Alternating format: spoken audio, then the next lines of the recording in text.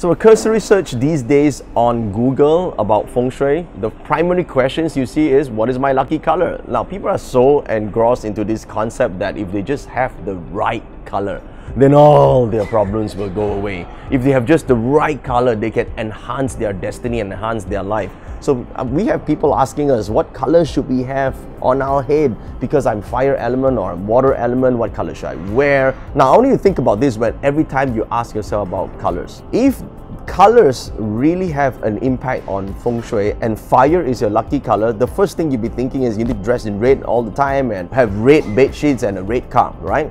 Well, it's easy if it's fire, right? What if your lucky element is wood? Then what color should you be wearing? Of course, you may be thinking maybe brown, maybe green. Now let me challenge you further. What if your lucky element is water?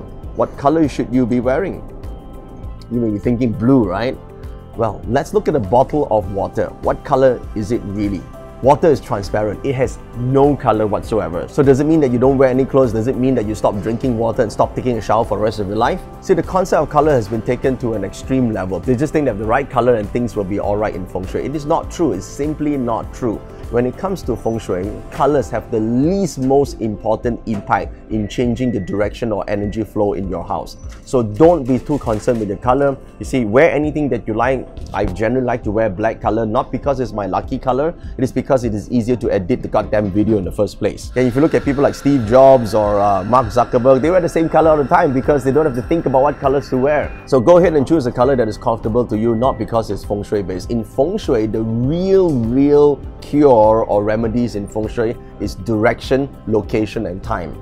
We enhance a positive energy by aligning to it. We divert negative energy by realigning away from the negative energy. We don't actually remedy it through an actual color that we wear. So go ahead and choose whatever color you like for your car, for your hairstyle or for your wardrobe. It doesn't matter.